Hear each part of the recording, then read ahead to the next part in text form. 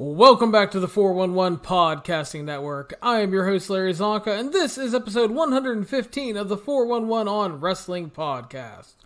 You can follow us on iTunes, Stitcher, Spotify, Google Play, YouTube, the 411mania.com website, and any major podcasting platform, if I can speak properly. Please make sure to subscribe to our show, share us around on social media, and if you have time, leave us a 5-star review on the podcasting platform of your choosing. It is the Thursday show, which means Steve Cook is joining us. Steve, how are you, my friend? Oh, hey. Well, there you go. Did you hear me? I did. Did you hear me there? Okay, I'm just making sure you heard me. That's right, I heard you. Okay, You're good. Completely random note to start this podcast on. I was reading the thread on offteam.com we were doing during AEW Dynamite, and somebody brought up the fact that Colt Cabana was in the crowd, and he's wearing a Psychopathic Records t-shirt, proving he's a juggalo, and some people were looking down on this. And I pointed out that Colt was a part of some later JCW shows, and I don't remember if we discussed that or not on this podcast or anywhere else. Are you aware of the work of good Officer Colt Cabana?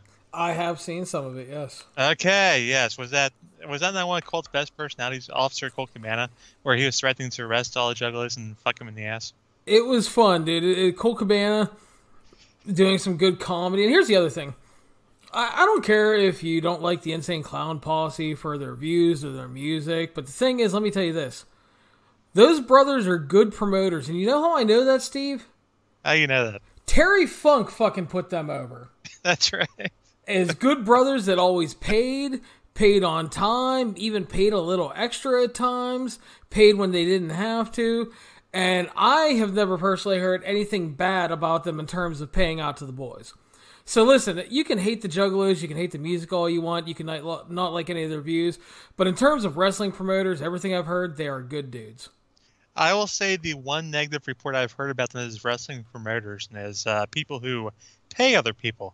I've heard Dave Prazak on a commentary for IWA Mid-South or something claiming that they owed him $1,000 and that he wasn't going to get that.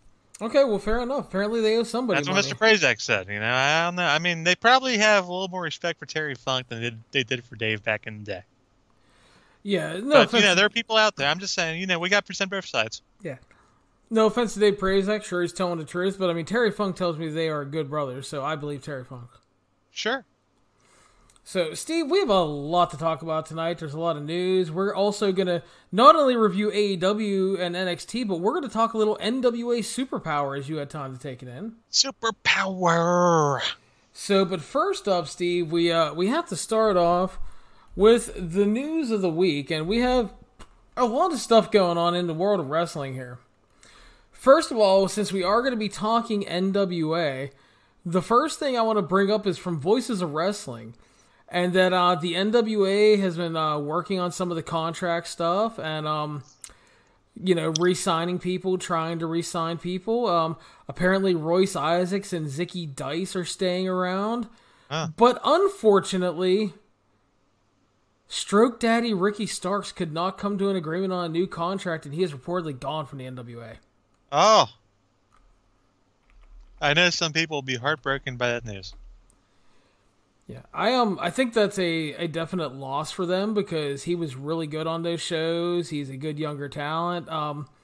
Obviously a guy that I think would be a good young pickup for anybody, whether it be ROH, Impact, AEW, whoever. It all depends on who's going to be running shows, obviously, going forward. But I think Ricky Starks would be a great pickup, and I think that's I don't know if they just weren't offering him enough or he decided to move on to greener pastures already after getting some shine on the NWA show, but obviously not good for the NWA not being able to lock him up, I think.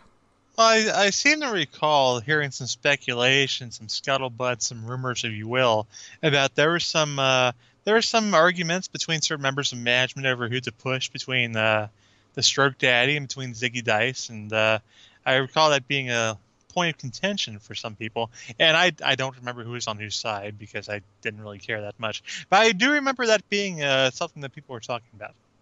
And apparently they picked Zicky Dice. They picked Zicky Dice, and I also noticed, and I don't know if you're going to mention this in your news roundup or not, I noticed, watching Superpower last night that there was a triple threat match between some of the ladies. Tasha Steelz got the win there, and sure enough, she pops up later on Impact Wrestling the very same night, and sure enough, she gets signed by Impact Wrestling on the very same night. That in the radio business is what we call a segue, because that's actually what I was going to next. There you go. Tasha Steelz, Tasha's been around for a while. She's been doing really well. She was doing nicely in the NWA, getting a little bit of TV time there. She had some ROH TV time in 2019, even got a title match on the Big Toronto card with Angelina Love. And so NWA and ROH both had times to where they could have locked her down if they wanted to or if they made the right offer. And it looks like they did not make the right offer, or she didn't want to sign, because she is now signed with Impact Wrestling. And we've been talking about Impact Wrestling, Steve, and the rumors that they're going to be picking up more people, that Nevaeh and Kimberly are in to work for a while but not officially signed, and but they're likely to be signed. And now Tasha Steelz is signed, and that adds into the Knockouts division. Kylie Ray recently signed, and that's who she lost to actually on the show. And Impact making moves with the Knockouts division, it looks like. And it looks like the NWA kind of dropped the ball there. They might have put over the wrong person in that triple threat match. That's all I'm saying. It certainly looks that way, especially since later that same night she was announced as signed with Impact. I mean, yeah, not a great look. I mean, you see that from time to time where people win matches on major shows and then they disappear. And we'll probably get to somebody later on in this show who won a big match at WrestleMania and then disappeared. So yeah, we might will talk actually about that maybe. I don't know. Yeah, I think. Oh yes, it's on the list, my brother. Speaking of Impact, Crazy Steve had come back and worked the day one of the Rebellion show, and he is re-signed with the company now. Crazy Steve was part of the K with Abyss and Rosemary for a while. They were tag team champions. He actually had a really fun first run. He ended up leaving the promotion though because he got a WWE tryout. By all accounts, he did really well at his tryout. He was well liked, but unfortunately, essentially was medically disqualified because he has a eye issue. I don't know if he's like legally blind, but he has like a rather serious eye issue, and that's why he wasn't signed by all accounts. But he's back in Impact. Well, so he's much like Fast Eddie. You never saw it coming. Oh, whoa! Steve. There's a flashback from back in the day. Crazy Steve, Fast Eddie, and may event anywhere in the country. I think be some good stuff there. That's right. I like Steve well enough, though. He's a really solid dude. So I haven't really looked at these announcements. Are they still doing the thing where is Big John Grabuk still with the company? No. Okay, because I remember several years ago when they made all these multi-year signings, they would have Big John Grabuk, or whatever the fuck his name was, posing with these people. Yeah, Big John signing Bram to like 19 multi-year deals. And posing with them after each one like he's Triple H or like he's whoever invented the whole thing of, signing people to deals and posing with them. Yeah, I don't know, but I think Stephanie might have invented that. Possibly. She invented women. We know that. Or Nova. Possibly Nova. That's a good one, too. Yes. Also re-signing with Impact after her contract expired is Su Yung. So she's sticking around. I saw Sue and Susie also. Susie also re-signing. Good double pickup. Good news there, yeah. That's right. So you brought up earlier, Steve, somebody winning at WrestleMania and they disappeared. That is one Samuel Zayn. He was the Intercontinental Champion of the Universe. And which honestly, I had a tough time remembering that. Well, I think a lot of people did. I've had a tough time remembering who's been the Intercontinental Champion for the past however many years. Let's be honest. Which is a shame when you think about it. At any given time in the past 5 years, I would have to think for about a good solid couple minutes about it. Okay, who's the Intercontinental Champion? Good Lord, yeah. It's one of his things. So Sammy worked Mania. He retained the Intercontinental title, and then he's been MIA. His henchmen have been hanging out with King Corbin. Yeah. And he's been the champion. He hadn't been mentioned really on TV. And they announced this week, I guess it was on WWE Backstage, he's being stripped of the title, and they're going to run a tournament to take his to crown a new champion. Which leads to a number of questions. The first I'm going to lead off with is, NXT has been all about this interim cruiserweight championship tournament and whatnot, where we're going to have a round robin deal. We're going to have these 6 guys wrestle each other, and we're going to have an interim cruiserweight champion to go against Jordan Devlin here at some point in the future. So how come Jordan Devlin can keep his title, and how come Sami Zayn can't? Is it because Sami Zayn just doesn't feel like coming back? Is that what's going on? I don't know. It might be. I think they might be doing that for the fact, like, the thing with Devlin is obviously he can't travel. It's not up to him. Yeah. And I think the thing is with Sammy is Sammy maybe made a choice and saying, I'm not going to work these fucking shows right now. And Vince looked at him, oh, fuck you. And I'm also kind of wondering, because UFC had a show last weekend where, well, apparently they got huge pay-per-view buys is what they're telling everybody, but the prelim ratings were down, so we're not really sure what's going on there. A little bit of a mixed bag there. But apparently there was one of those interim title fights, and somebody won the fight, and they're like, oh, fuck it, I don't care about the interim belt. Yeah. And then basically what happened there, somebody's like, I don't care about being interim champion, I just want to fight the champion. Basically. And then maybe Vince saw that and it's like, well, okay, actually people don't care about these interim championships. Which you can kind of tell from the way they've booked the NXT Interim Cruiserweight Championship the last couple of weeks, where those matches have seen a considerable lack of time lately. God damn it, Steve! These guys don't need 20 minutes to have 5-star fucking matches every week. They serve their purpose. That's all I heard. So I'm thinking maybe it's a little both, where somebody realized, okay, nobody cares about interim champions. And also, maybe Sami Zayn isn't really feeling like coming back, because I think we all know that Sami has a lot of different interests, and he might be more, I think he's probably more apt to follow those than really, I don't think that wrestling is his main focus these days, and quite frankly, I don't blame him for that. I really don't either, and it's just, it's really odd just what's going on. I mean, listen, again, if Sammy made the decision that he doesn't want to work the shows, I have said before, I'm fine with anybody that doesn't want to work these shows. I have no problem with it. I think people that have given Roman Reigns any amount of bullshit because, quote-unquote, Vince tried to strap the rocket to him and make him the guy, and he slapped him in the face by refusing to work Mania and stay home with his kids. No, fuck you. Yep. Combination of two things again, and I don't care. Listen, Roman can tell me his doctor says his immune system is fine all he wants.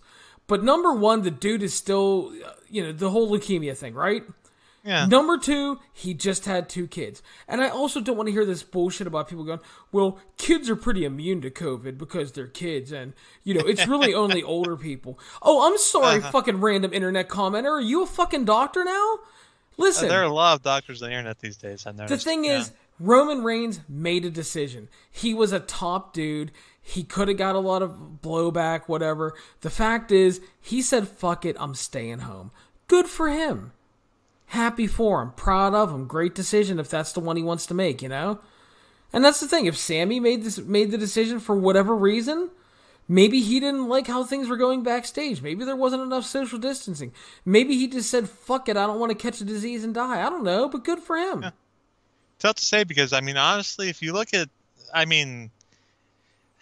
it's kind of surprising that Sami signed with them in the first place, because from everything we know from Sami Zayn and what he stands for, and for what WWE stands, it's 2 different things. 2 different sides of the world. Can we say that? I think you're fine. Like the things that Sammy stands for and what he believes in and all that stuff, nothing that Vince McMahon would agree with. It would be very much like we found out David Starr signed with WWE next year. Yeah. Just, Sammy's just a different cat. He's just not really, and I am probably more similar to Sammy in that particular way. So, God bless him and more power to him. And, if he's not good, I would not be shocked, honestly. I don't know how long his contract is. And let's be honest, Sami Zayn's been wrestling for a very long time. He's taken a lot of bumps. He's been through a lot of matches. I wouldn't be surprised if, honestly, this is the last we see of the guy in pro wrestling. Whether it's WWE or anywhere else, he might be done. I wouldn't be surprised. I won't say you're wrong by any stretch, because, just on top of the style he's worked and the amount of matches, he just had double shoulder surgery not too long ago. So he's been banged up. So the whole cumulative damage thing, I mean, who knows if he will be back in WWE or ever. But I mean, yeah, it's an interesting time, and I mean, again, I don't understand why people are so upset over people opting out of working these shows. Well, they shouldn't. I mean, I'm with you on that. They shouldn't be. If people feel the need to stay home, that's fine. And I'm also not going to really get on people if they want to go down the floor and work on these shows. I'm not going to really get on them either because that's the thing. They want to do their job. They want to get their pay money or whatnot. That's fine. I'm not really going to fault them for that. Other than just do the right thing. Keep your proper distance. Don't do anything stupid. That's what I would say. I agree. That's the thing. I have no problem with anybody that wants to work right now. I have no problem with anybody that doesn't want to work right now. And what's funny is I've seen some of the people, this AEW shit is ridiculous. Adam Page is screwing him. He was so over before this whole thing, and he's staying home. The Young Bucks are staying home. They should set an example. They're VPs. And any other post I hear about how they're a bunch of assholes that nobody likes. So, wait, they're either assholes that nobody likes, or they should be on TV every week. Pick your fucking battle. It's amazing how, I mean, it's like anything else as far as, opinions about various folks go. They kind of have to fit their argument to kind of fit their opinion on that person to begin with. They just have to go against whatever the person's doing is pretty much what they're doing, what they're going with. I guess so, dude. It's really weird. Speaking of people that aren't going to work anymore, it has been confirmed by her on social media that Rachel Ellering was part of the NXT releases last month during the cutback. So, she was on the shelf with an injury, I'm guessing. Yeah, she had, I believe it was a torn ACL. She was out for, yeah. And, she's done. Never really got a chance before she got injured, and, yeah. Not a surprise all around, nothing about that is surprising to me at all.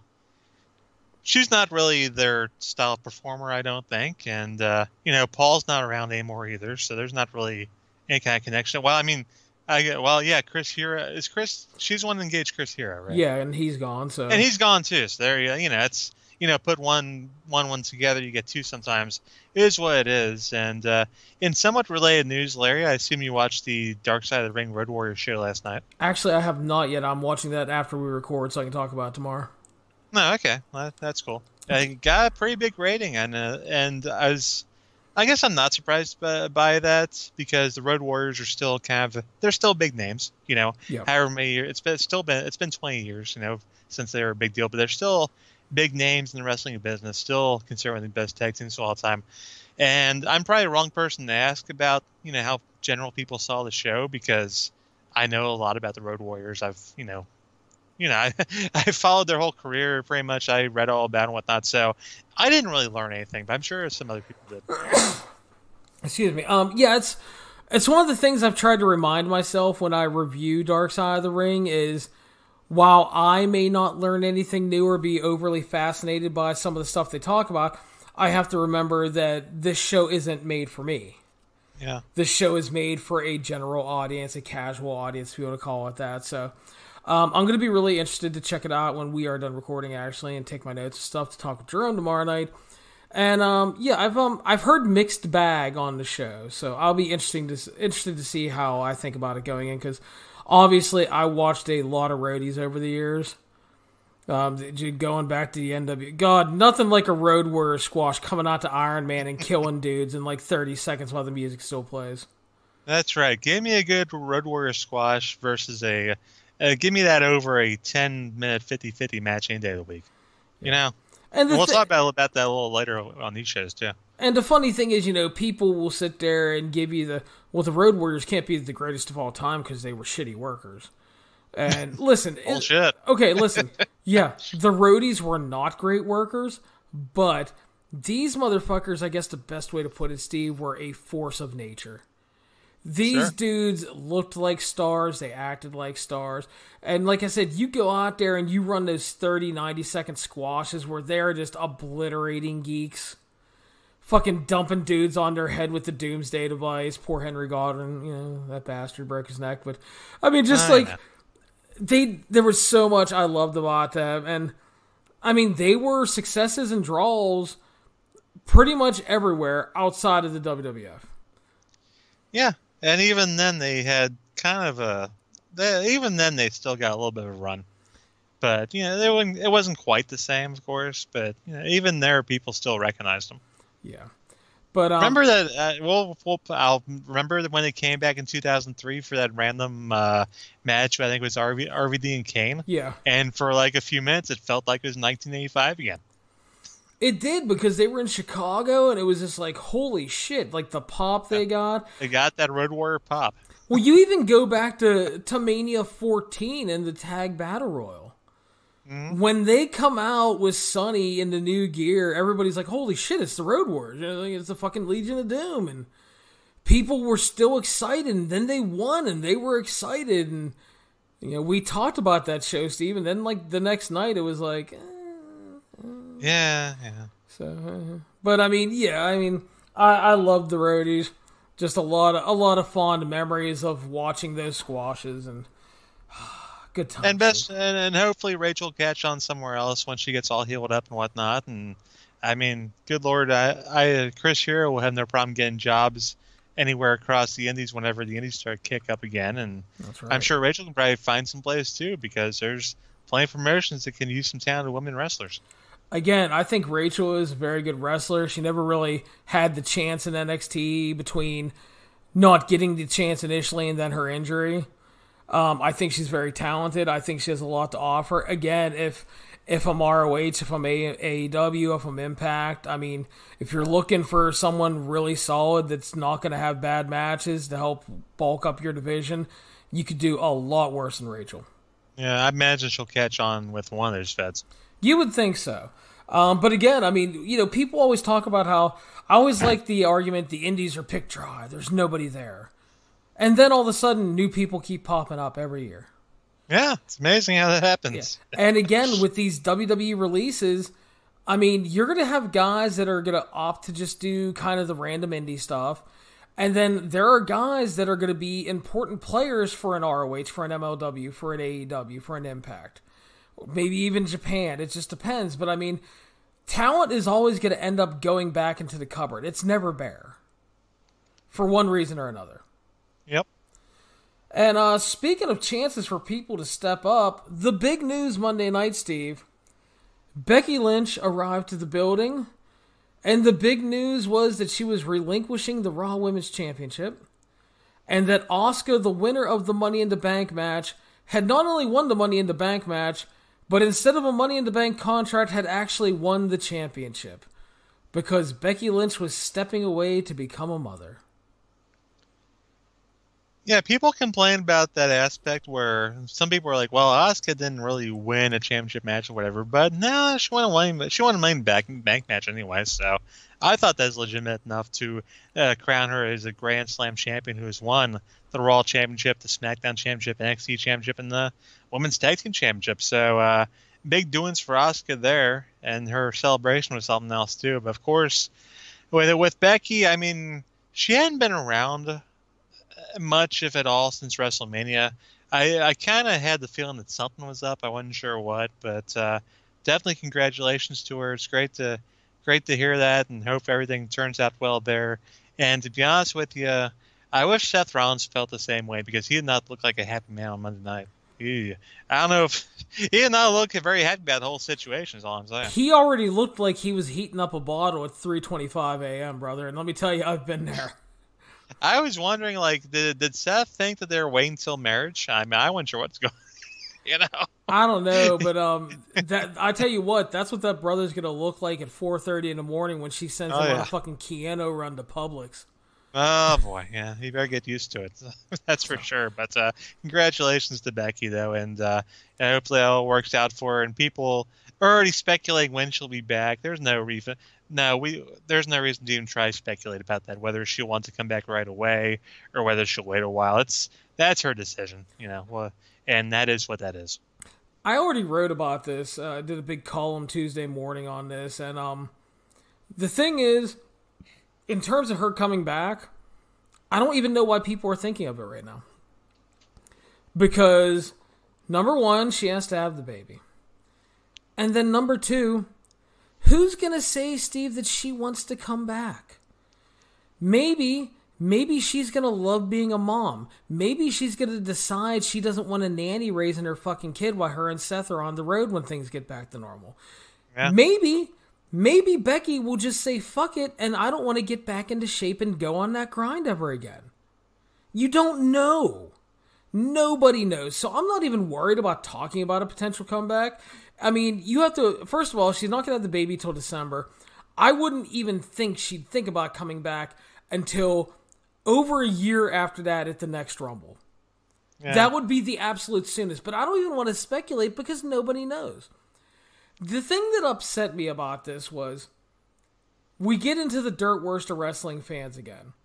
Where people sat there and bitched that, quote unquote, I read this. This is not me, by the way, people. Quote unquote, that bitch got knocked up and then didn't put anybody over on the way out. I didn't mind Shayna cutting a promo that kind of went along those lines. I enjoyed Shayna is a character on a TV show that's a heel that hates Becky Lynch. And I like Shayna pointing out that the kid will probably suck because it's Seth's kid. So I laughed at that. I enjoyed that. That was good stuff. Okay, but again, this is Shayna Baszler, the character, saying that. But I'm talking about random assholes on the internet that think like they should have control over somebody's life because Becky didn't put someone over in a wrestling angle. Well, people like to have control over women's bodies. We all know. We know about that. Yeah. So, and you know what the funny thing is, I guess in closing on the Becky thing, unless you have anything else after this, is you had Money in the Bank on Sunday. And Money in the Bank was not a bad show at all, Steve. It was actually an entertaining show. And you had this grand Money in the Bank double cinematic match, right? Yeah. And it was talked about for about 24 hours. And then it was gone when Becky makes this announcement. And I think that it's just a lesson to be learned that when you have a relatable and basic human interest story versus inorganic, poorly put together stories and with a Z shit on TV, that real shit is always going to resonate more. Yep. 9 times out of 10. Absolutely. No doubt about that. So, but that's the Becky news. And again, as a fan of somebody, I've been a fan of Becky for a very long time. I know Steve will remember back when I did the Your News, My Views, young Rebecca Knox was always featured in my column. She was about 12 years old at that point. Larry's all hey, that. now. Don't get me in any trouble. Not judging. But, no, I've been a Becky fan for a long time. I talked about that in the column I wrote Tuesday. And we just want to thank anybody that read for the feedback. I got a lot of really fun feedback on that. And that was a fun one to write. And I'm just really happy for her, man. It's, the other thing, too, is, you know, I told people in the column, you have to remember, it's like, well, I like the, well, why couldn't she wait? Well, first of all, you don't know if they were planning. It might have been an accident. Yeah. Second of all, she's 33. It's harder to have children when you're older. The degree of difficulty for the pregnancy and the birth and possible issues for the child are all raised dramatically.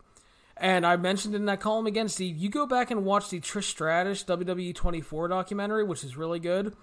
She talks about the difficulty she had getting pregnant after she finally retired because of the physical toll on her body. And a lot of athletes have that problem. So basically, I guess in closing, anybody that has a problem with Becky getting pregnant can go get fucked. Yeah, pretty much.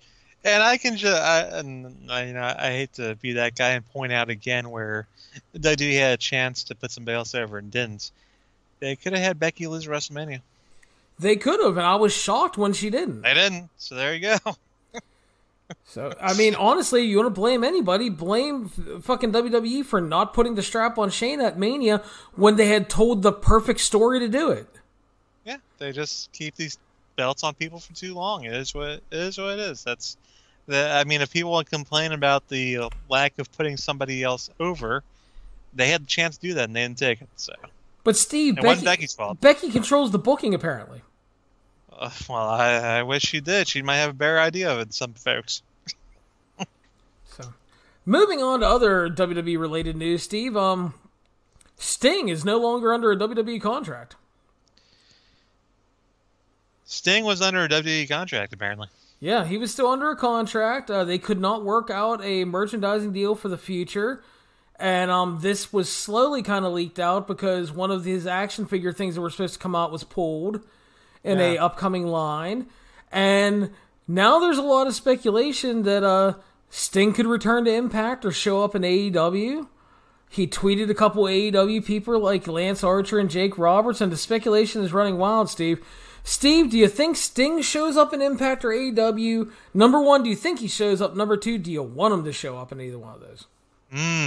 I mean, do we know how serious his injury was that caused the retirement and whatnot? Or do we know that 100% for sure that he's done? Well, he has a neck injury. WWE would not clear him. Yeah, but what does that mean? Your guess is as good as mine. I mean, think about it. They didn't clear Daniel Bryan for how long, and then when it got convenient, they did. Yeah. Just throwing that out there, but... Sure. And let's be honest, I would not be surprised at all because, AEW being on TNT, when you think TNT, when you think, Turner, when you think TBS and all that, you kind of think of Sting, right? I think that's fair. Sting was the main star on that channel for a very long time, one of them. And so, obviously, Sting showing up in AEW would make perfect sense. And the thing with him is, I mean, maybe if you can get a match out of him, that's great, but I wouldn't even so much want him to wrestle. I mean, I think that he could go into an Impact or an AEW and be kind of like an outside, I guess for lack of a better comparison, Sheriff Austin type figure. The conscience of a promotion, not an authority figure, but someone that sets things right. You can have him point the bat at the inner circle, yeah. Oh, shit, yeah. They get a big pop. And then the best part is when he aligns with Cody and the Elite, they can turn on him 3 weeks later because it's Sting. Well, I mean, doesn't it kind of feel like that Cody is kind of lining himself up to be the Sting of AEW anyway, where everybody's going to turn against him? It kind of feels that way. So, Cody is... I mean, we know Cody is Dusty's son, but it seems like he's following in the footsteps of Sting quite a bit as well. I think that's fair, man. Because we've seen something things teased even in the future here, where people are wondering, maybe Arn will turn against him, maybe Dustin will turn against him, maybe Pineapple Pete and the Nightmare Family folks turn against him. You never know. You shut your whore mouth about Pineapple Pete. He is a scholar and a gentleman. Well, Pineapple Pete is dead. He might not be dead, but he got knocked the fuck out. I know that, but we'll talk about that later.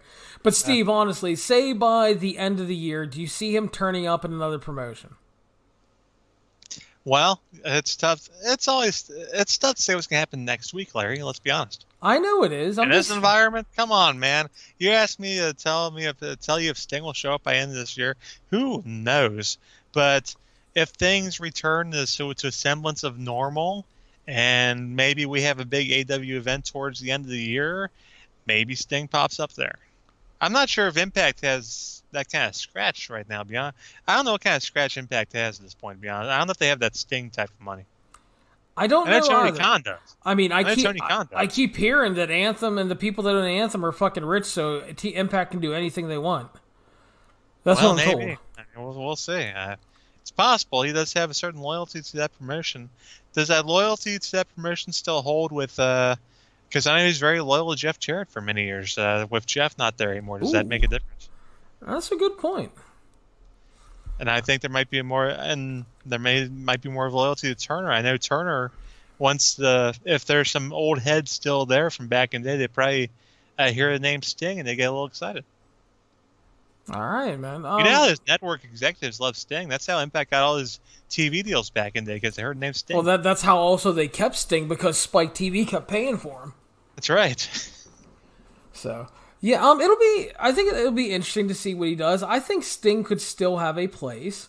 I do think that it's a shame WWE couldn't lock him down to anything, because I really think that we still had a chance at that Sting Taker match in like a cinematic setting, because I think that they could have got a match that way because it wouldn't have been a regular wrestling match.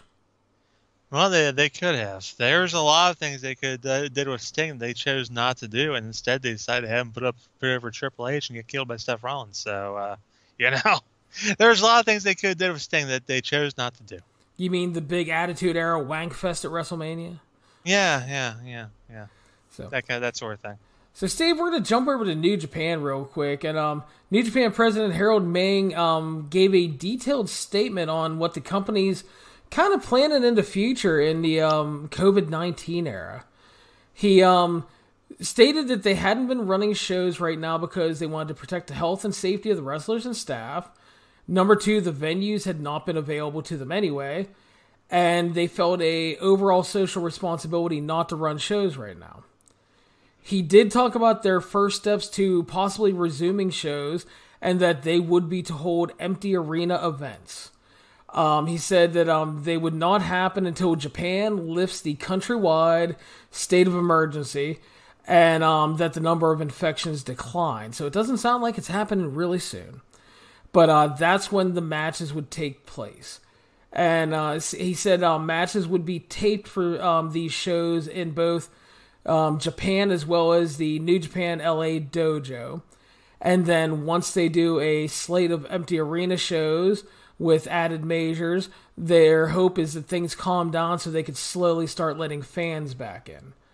So that is kind of their stance right now, and he basically said that New Japan will not be defeated by the disease, and he is just hoping that wrestling fans can come together and overcome the challenge, Steve. So what are you thinking about New Japan's stance overall on this? It's a perfectly logical stance. I don't know what else you want me to say about it. I mean, what else can they say? Can they? What else are they gonna say? Like, oh, we're gonna go in Tokyo Dome tomorrow. We're gonna bring in 60,000 people. What else are they gonna say? They can't run regular shows right now. They know that. So all they can do right now is give people hope for a future. And why wouldn't they do it that way? I don't know what else they could say right now. Yeah, I think New Japan has done a great job dealing with this.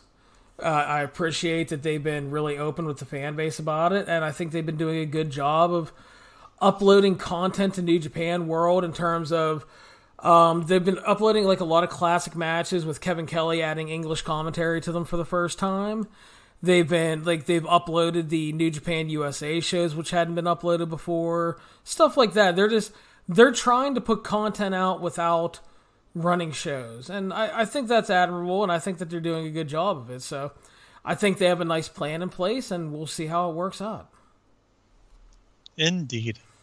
To close up the news roundup, Steve, you're going to be shocked by this, but Alberto Del Rio El Patron Von Douchebag Shithead III is back in the news.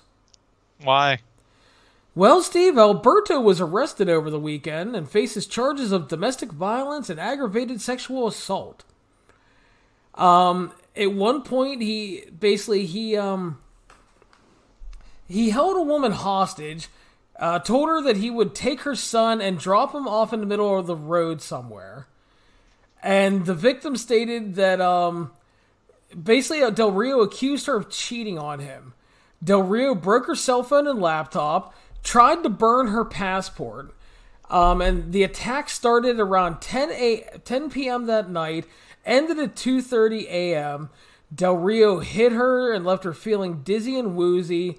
She added that Del Rio stuffed a sock in her mouth during the assault so she couldn't breathe. Sexually assaulted her for hours, including apparently using various body parts along with the penis, and told police that she did not consent to any of it. So there were multiple bruises all over her face, arms, and legs. And basically the woman says Del Rio became very angry when she wouldn't admit to being unfaithful. He hit her. He took her to his bedroom, slapped her around, and just a fucking horrible, horrible situation. And this dude has been in the fucking news for being a shithead many times before. Lots of allegations on shit he did to Paige, but nothing concrete. Lots of things about him just being a horrible dude, but this is an entirely different level, Steve. Yeah, he's not in jail. or anything like that? Is he in jail? Last report I saw, he was in jail, and there was like a $50,000 bond on him. I don't know. He might be out by now. Well, let's hope he stays in jail, because while you're reading all that stuff, I'm also reading about how Jeff Bezos can be the first trillionaire, while Amazon workers are suffering and getting fired and whatnot. So, yeah, I mean, corporate greed's terrible, and Alberto El Patron is terrible, and just everybody involved in doing things right now is pretty terrible. I hope they put this dude away. I hope he's found guilty, he goes away for a long time, and I don't have to deal with him ever again. It would be nice. It's amazing, because you go back several years, and this was a guy who had a lot of potential to be something in professional wrestling business, and he's wound up being something, but not anything good. Steve, back in the day when we did the Blog Talk podcast, we did a podcast shortly after he debuted. And the running gag on that show was the WWE.com article that was unedited. And it had something like a blurb in there from one of the editors that said, "Make this look good. This guy's the next big thing." And he was supposed to be the next big thing for WWE, and didn't work out. No, it didn't. Oh boy, yeah. I don't know. I don't know how I else don't know what to say about it, to be honest with you. I don't know how else to close this other than to say Alberto Del Rio is a giant piece of shit. Yeah, that's all that needs to be said. So, let's talk about happier times, Steve. Let's talk about some wrestling, professional wrestling. And Steve, you got to watch the NWA Superpower show on Tuesday night. Yeah. As did I, obviously. And, excuse me, this was the season 3 finale, which was the quote-unquote lost episode called Superpower. It was going to, air in April as build-up for the Crockett Cup, but shit hit the fan with the whole COVID-19 thing. It was postponed. And they decided to eventually run it here so everybody could see it. Well, yeah, they were building up the big Crockett Cup show, which we obviously know has not happened as of yet. And we don't know whether it will happen or not. Yeah, which is unfortunate, because I was looking forward to that, because I like the tag tournament. You had Marty and Aldis facing off on that show. Well, and one of those guys tried to break the Crockett Cup on this show, too. Horrible. Yeah. Chicanery. Tragedy. So, Steve, we opened up with Dave Marquez interviewing Villain Enterprises. They were talking about being here in the NWA. They were hyping up the Crockett Cup and the match coming up with Aldis. Fine little interview, I thought, to open the show. It was fine. Brody King actually talked a little bit. I know, that was nice to see Brody talk. I hadn't seen much of that. So, and then this was actually presented a few weeks ago as a standalone short episode. We got the Camille debut match against Maddie Max, followed by the 5-minute long in-depth Camille video package. And Steve and I had talked about this previously. It's a squash match where Camille looks good, and then the video package was really interested and dug deeper into the Camille persona and things we did not know about her. Some bad news for the NWA Women's Division. Yep, she's here to end everybody. Yeah. Probably will. Good chance of it, Steve. We got the Rock and Roll Express battling Shooter Stevens and the Question Mark, Steve. Yeah, the 9-time NWA Tag Team Champions taking on the Shooter and the Question Mark, and I know the Rock and Roll Express were looking to get some momentum heading into that Crockett Cup, and they got a little bit of some momentum going on there. That's right. We also had an appearance, Steve, by Question Mark Jr., who... Question Mark Jr. He was not much of a junior. No, he did not. He was, I believe they pretty much out him as one of the bouncers. Yeah, they pretty much said it's Brian Malone because he's gigantic. Yeah. But he was a large Mongrovian lad, and... Like, kayfabe, guys, come on down. Yeah. He came on for the distraction, and then he tried to leave, and he got blown up and fell down. Yeah, that didn't really work too well. So, apparently, cardio is not key in Monrovia. No, not at all. And we also had Trevor Murdoch at ringside. We got the big distraction at the end, and Ricky Morton cradled Shooter Stevens for the win. So the Rock and Roll Express won, Steve. What did you think of this entire segment? It was fine. I'm just going to assume that the Rock and Roll Express have won the Crockett Cup. Okay. They haven't done yet, so why not? Would that be the last thing they have to accomplish if you win the Crockett Cup? And I think that probably would happen this year for him.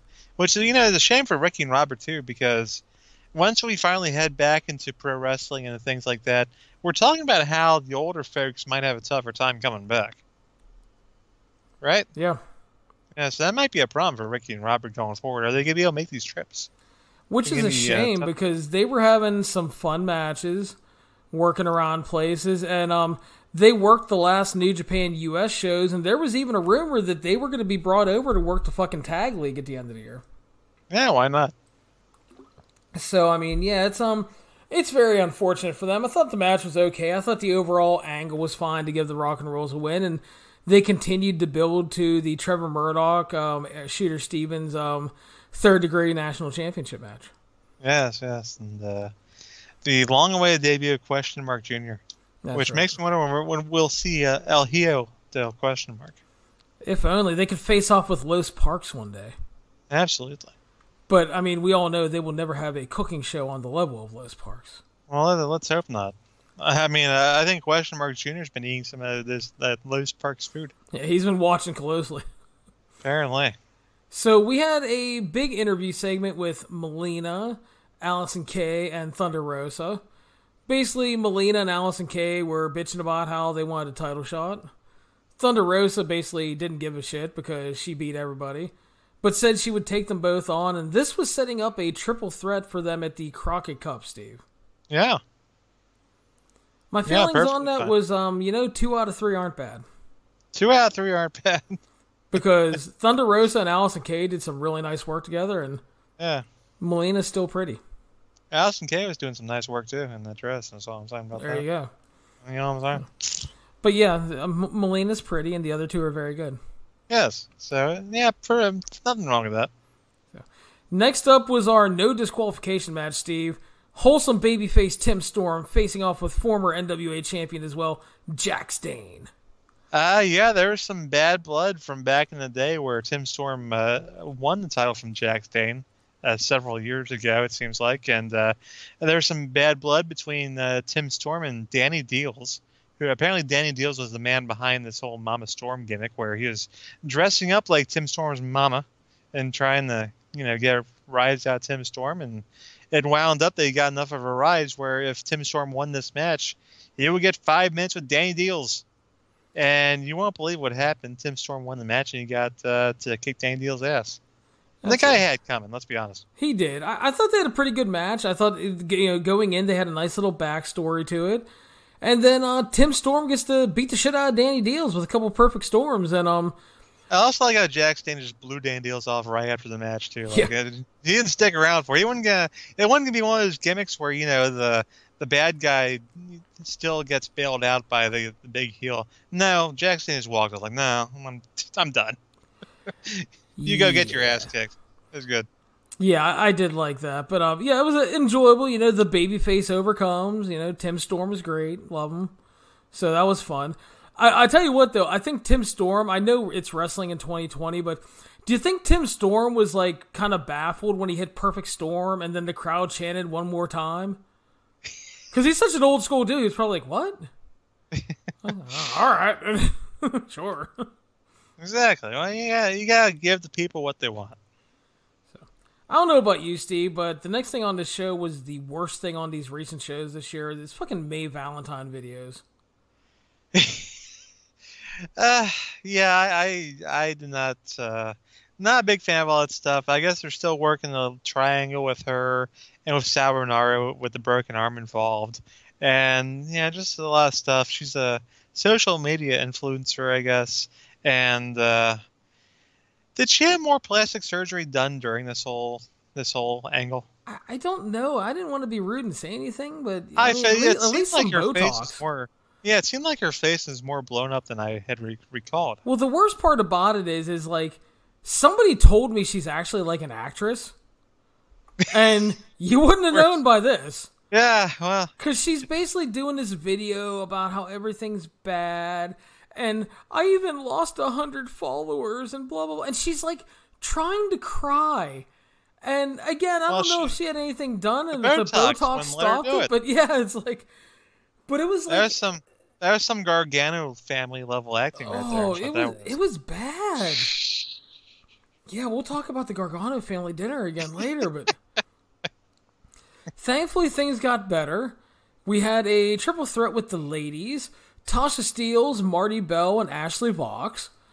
These women have been around for the NWA better part of this year, been doing some nice work. At the end of the day, Steve, Tasha Steelz picks up the big win, leaving the territory. Yeah, it was okay. I mean, it's kind of the lower rung of the NWA Women's Division, to be honest with you. They went out there, they tried. It wasn't a bad match by any means, but it's just kind of there. And of course, you wind up putting over a person that's leaving. So I don't think that really helps them to be out there. But it's a good way to kill a couple of minutes, I guess. Yeah, it was a short and solid little match. I didn't hate it. It was better than some of the other stuff on this show, especially that May Valentine video package. Then we got a big video recap of the Pope and Eddie Kingston feud, which led to James Storm, Eli Drake, and the good man Eddie Kingston arriving. And Steve, we've talked about this several times. Anytime you give Eddie Kingston a microphone, I have time. It was great, and it didn't really lead to anything on this particular show, but it was Eddie Kingston talking for a while, which was great, and James Storm talked for a while, and that was great, and Eli Drake talked for a while and he wanted to let the people hear him, and it was all great talking. I enjoyed it. I did. I mean, first of all, James Storm and Eddie Kingston cut some fired up fucking baby face promos here. They were really, really good. The best part is Eli Drake gets up, and it's his turn finally. He goes, "Let me talk to you." And the crowd gives him the yeah, and he goes, "Let me talk to you." And Joe Galli is like, "Yeah." And he's like, "No."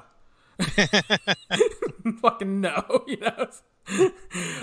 Yeah, but it was, I really enjoyed this, again, because Eddie Kingston is great when you give him a microphone. James Storm can be really great when you give him a microphone. Eli Drake is a ton of fun when you give him a microphone. Give these guys 5 minutes to talk, Steve. Yeah, it felt like it was more hype-oriented for Crockett Cup and to keep the Eddie Kingston Pope thing going, which God knows when we're getting either one of those. But again, this is the lost episode, so. But as a standalone segment, probably my favorite thing on the show, to be honest with you. And even if they weren't really even talking about anything in particular, you let these three guys talk, and it doesn't even have to be about anything important. It's just good. It's a good time. Yeah, but I think that was my favorite thing on the show, Steve. I really enjoyed that. It's right up there. Good little trio there, and I mean, the Kingston and Storm have some history from TNA and whatnot, and I mean, Kingston and Drake do as well. So they all know each other, and they all know their fighters and whatnot. So it's good stuff. Yep. I enjoyed it. I did like we like going out and having a good time and making sure you folks are entertained, but even more than that, we like kicking some people's asses. That's right. Which is the important thing. So, main event of the evening was Nick Aldis and his buddy, good old Bram, speaking of him, Tom Latimer, facing off with Marty Scurll and Brody King. This was going to be kind of the go-home angle match for the Crockett Cup match between Nick Aldis and Marty Scurll. They got a little under 10 minutes. Royce Isaacs gets fucking involved. The match is good. I enjoyed it. And at the end of the day, Nick Aldis ends up getting the win. And after a low blow to Brody King, he gets the big elbow drop. I thought it was kind of just like a good, fun Southern-style tag. Nice pace to it. And it was a good little closing angle for that Aldis Scurll thing because they had some interaction, but not a lot. Neither of them took the loss. So it kind of worked on all those levels. Yeah.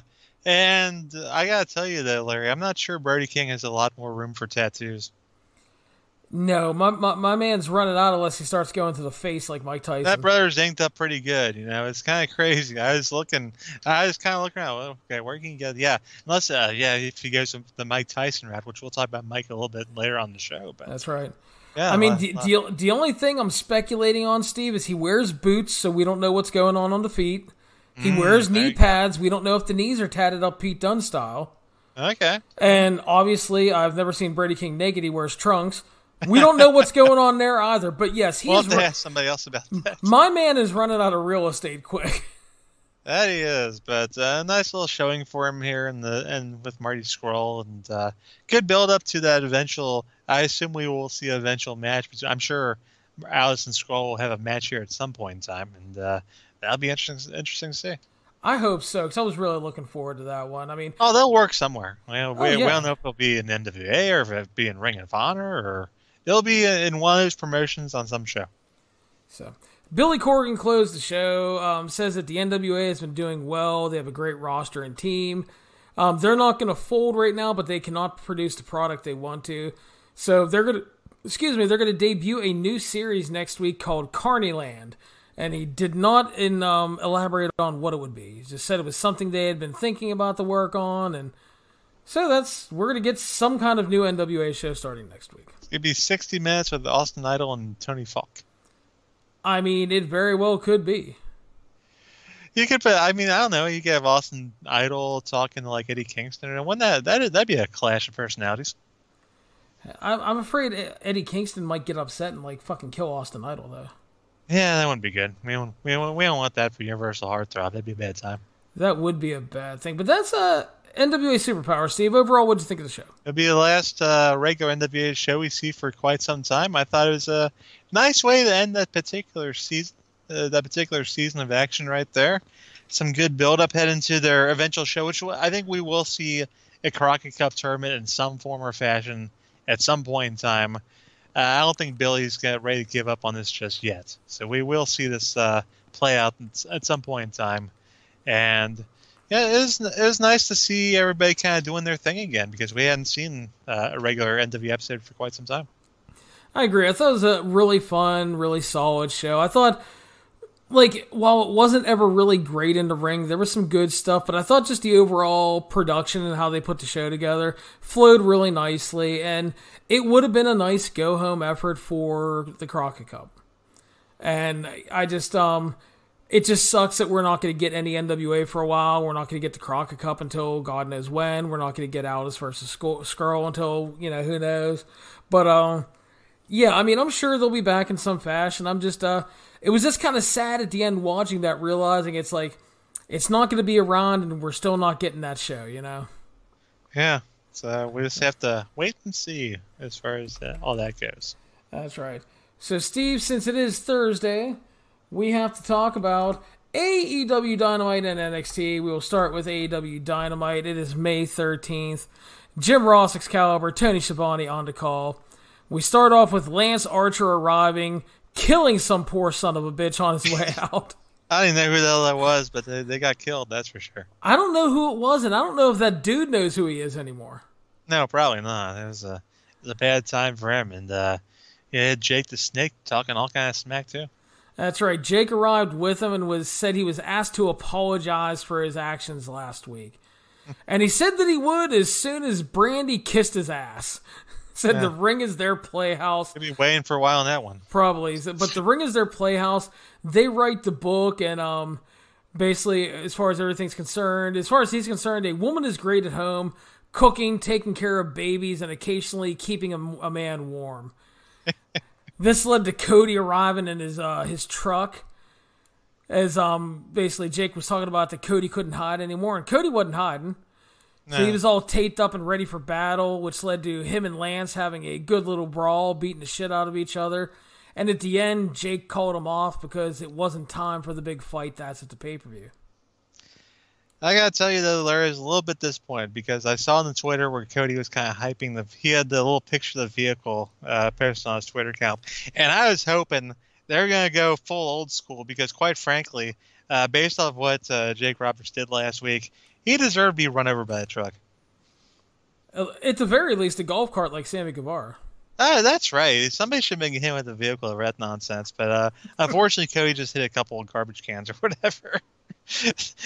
I don't know why Cody had to hit a barricade to get into the building either. I mean, that was a little iffy on that particular thing, but the fight was perfectly fine. I enjoyed that. So more build for the TNT Championship match, which we're talking about how secondary title has been devalued over the years, but they're trying to get this one off to as good a start as possible. They've worked very hard on it. I thought they booked a strong tournament. You have stars in the final. And they're making it a centerpiece of the show, which is also important. And there's also an announcement we'll talk about later regarding that title match, Steve. Yeah. So, we started off in-ring action-wise with The Best Friends versus Jurassic Express, which was Luchasaurus and the Jungle Boy. Marco Stunt and Orange Cassidy were at ringside. So, Steve, these gentlemen had a good professional wrestling match. It's a lot of fun. Orange Cassidy is on the entrance ramp. And my man Orange Cassidy looks like he's getting ready to do battle. He's getting ready to charge the ring. He's going to try, Steve. Yeah. And unfortunately for him, Ray Phoenix fucking flew out of the heavens and kicked his goddamn face off. Well, it's probably for the best, let's be honest, because he would just got his team disqualified. This is true, but Orange Cassidy was kind of dead. Yeah, it happens. That led we have the melee, the ref is distracted, MJF takes out Jungle Boy on the floor, leading to Chuck E.T. hitting the awful waffle, defeating the Jungle Boy. So again, I thought this was good and fun opening tag. It added build to MJF and the Jungle Boy, it kept the best friends rolling, and it added some build to that casino ladder match at the pay-per-view. And even afterwards, there was an angle where Wardlow beat the shit out of Marco Stunt, and we may even get a Luchasaurus versus Wardlow match at some point. Well, Marco Stunt had it coming. I don't know what Marco Stunt did to Wardlow, but he probably did something bad. He must have looked at him. He must have done something, because I'm sure Wardlow would not have attacked that man unless he had a good reason. The Wardlow is a good gentleman. I don't think he would attack anybody either, Steve. So that's right. But big win for the best friends, and they've been built up as as one of the top tag team contenders. And now they beat the Jungle Boy and Luchasaurus. That just kind of builds them up even more for that eventual tag team title shot at some point in time. That's right. So we now had our 4-way women's match, kind of the unofficial number 1 contenders match. Hikaru Shida, Penelope Ford, Dr. Britt Baker, and Chris Statlander. Went 10.5 minutes. Hikaru Shida, Steve, picks up the big win, and she pins Ford while on the floor, Dr. Britt Baker is lockjawing Chris Statlander and trying to rip her mouth out. Just doing some good dentist work down on the floor. I mean, she's dedicated to her craft. That she is. I thought the match was good, though. I really enjoyed it. I thought it had a nice layout to it. We got the right winner. And I also thought that not only did you protect Britt Baker because she didn't take the loss here, but the other thing is we found out later, you set up another match for the pay-per-view. Yeah, that you did. But I got to tell you though, Larry, because I caught the AEW Dark show the night before when Britt Baker had a match on that show as well. And she took the glove from the referee to apply her finishing move. And I don't know if you've worn those gloves before, right? Yeah. When you take them off, those things are gross as all get out. Yeah, a little bit. So I can't imagine if they're swapping gloves. That could have been good. Ugh. Could have been brutal. But in any event, at least she had something on her hand while she's applying this hold. And I saw Mick Foley on Twitter is very impressed as well, and put over Britt Baker as the best dentist in wrestling history. Best wrestling dentist and the Bret Hart of wrestling dentists. That's right. I don't know what Dr. Yankum is going to say about that. Well, he's busy working another job these days, I heard. Well, we'll see. We'll see, I'm sure. But good showing, and Dr. Baker just doing the Lord's work, and I'm sure Chris will appreciate that at some point. Although I don't know how much dental work aliens have done anyway. That's what I was going to say. She should be thankful because God only knows if she has an actual dental plan being from not of this world.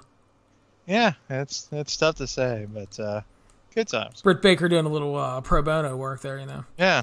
So we got what I thought was a really good little promo package from Pineapple Pete on his match and feud with Jericho. And then it was announced that Hikaru Shida will face Nyla Rose at Double or Nothing for the Women's Championship. That's unfortunate news for Hikaru Shida. Unless she fucking breaks Nyla Rose's face like she did to Britt Baker. Well, possibly, but I did see where Hikaru Shida did eventually find her missing kendo stick. Yes, we will talk about that. Next up, Steve, Matt Hardy and Kenny Omega tagging again, facing off with Santana and Ortiz, continuing the beef with the Inner Circle. They got a lot of time. They got 18 minutes. And at the end of the day, Matt Hardy and Kenny Omega did pick up the win, despite the fact that Sammy Guevara tried to help out, limping down to the ring wearing a neck brace. I think sending Sammy out for a run-in was the downfall for Inner Circle on this one. I wouldn't quite call it a run-in. It was kind of a limp-in, but... Yeah, exactly. But so Matt Hardy and Kenny Omega win the match. Steve, what did you think? It's a perfectly fine tag team crazy wrestling match, and like I said, I think that run-in by Sammy could have been avoided. I think if the Inner Circle was smarter, they would have had Jake Hager run in. He looked perfectly fine and healthy. Well, he would have been moving faster, that's for sure. I can understand Jericho trying to, hold off because he had that big match coming up later in the show. But, I think they kind of outsmarted themselves in that particular deal there. But, Sammy Guevara and Matt Hardy have a big deal going, so you got to keep them going, I guess. That's right. So we have Taz trying to interview Darby Allin again. He starts out by apologizing for what he said last week. But then he still brings up how Darby Allin lost the match to Cody, kind of breaking it down and explaining to him. And Darby just basically is like, I know what the fuck happened. I know what that move is. I was an amateur wrestler. I was third in my state. And then he basically just leaves and tells Taz to fuck off. Yeah, I still think Darby should probably take some advice from that guy. I don't know. It'll be interesting to see what happens. But kids these days, they just have problems listening to people. So, Steve, for the pay-per-view, the Casino ladder match, it is confirmed right now that Darby Allin, Colt Cabana, Phoenix, and Orange Cassidy are all competing. That's 4 of the 9 men that will compete. It's going to be a match where 2 men start. Every 90 seconds, someone else joins in. The goal will be to grab the giant Casino chip on top, since there's no belt because it's for a number 1 contender shot. That will determine the winner and the top contender for the AEW World title. The thing is, though, is you don't have to wait till everybody gets in the match to get the chip. You can win at any time. So, in theory, technically, and it won't happen, the first 2 guys can start and somebody can win before anybody else gets in. Now, are they going to carry around the giant Casino chip while they're the number 1 contender? I hope so, and I hope that they fucking waffle people with it all the time. Yeah, what if it breaks over somebody's head? Then what happens? Well, maybe it's going to be like a fucking adamantium chip, dude. It'll be like indestructible. Tony Khan got that money. Yeah, that's true. I mean, so they're going to make sure. Because, I would say if the thing was destroyed, then you would probably lose your title shot. Would be my guess. Fair enough. You got to be able to cash it in, right? It's like if you have the Money in the Bank briefcase, if you lose the briefcase, then you can't get a title shot. Same deal with the chip, I would think. You would think so. Hikaru Shida is interviewed about earning her title shot. Nyla Rose arrived, she congratulated her, and she said, "Oh, you know what? I found something you lost." And then she fucking hit her over the head with a kendo stick, and before she left, even threw in, "Found your kendo stick, bitch." That's right. Nyla just doing it. I mean, that's Nyla just being a nice person and finding things for people. She returned her property. I mean, the verbiage wasn't very polite, but I mean, she did return what belonged to her. That's right. So, I mean, you got to give her an A for effort on that. I would as well. And I would also not want to cross Nyla Rose with a kendo stick. That'd be a bad time. Next up, Steve, we had MJF making his long-awaited return. He is finally all healed up and ready to go. Facing off with young Lee Johnson, who has been on Dynamite and Dark the past few weeks. And, well, Steve, MJF doesn't get paid by the hour. No, he doesn't. He defeated Lee Johnson at 245 with the Salt of the Earth submission. And, I know it's kind of, it'll seem lackadaisical to say, Steve, but this is one of those matches. It was exactly what it needed to be. Yeah. What else would you have expected? And it was amazing, quite frankly, with all the injuries that MJF had suffered, with all he's gone through, quite frankly, for him to make this kind of comeback. And it looked like he had not lost a step, quite frankly. Looked in prime form. Frankly, I mean, he might have been better than he was before, quite honestly. I would go as far to say he looked spry in there. He was looking, amazing. He's looking good to go. I feel bad for Jungle Boy coming up in this pay-per-view because MJF looks like he's on top of his game. And poor old Lee Johnson, the former punter for the Bengals, kind of got the bad end of the stick there. He tried hard, but yes, he got destroyed. So MJF got on the mic, mocked his opponent, and said for next week he's looking for a warm-up match for the pay-per-view. Noticed Marco Stunt had an open contract, so he is going to beat his ass ahead of the pay-per-view match with the Jungle Boy next week. Well, awful nice of MJF to get Marco Stunt that Dynamite paycheck. I know. I mean, again, Steve, he's a good dude. He's totally misunderstood. Salt of the earth, absolutely. He's thinking of other people, and and he'll be thinking of other people when he kills Marcus Stunt next week. Well, we'll be very happy. Fair enough. So next up was the long-awaited Chris Jericho versus Pineapple Pete battle. Yeah, this has been some build going into this stuff here. And the Inner Circle were all at ringside for Jericho. And you have to absolutely fucking love Jericho coming out wearing a Pineapple Pete shirt and having the whole Inner Circle with him, like Pineapple Pete is a giant threat. That's right. So the match starts, the bell rings, Jericho slaps Pineapple Pete, which was a mistake for about 30 seconds because Pineapple Pete fired up. He runs wild on Jericho. He looks like he has everything in control. And then he ran into the Judas Effect and got fucking pinned in a minute. Yeah. And just like the last match, that's exactly what that should have been.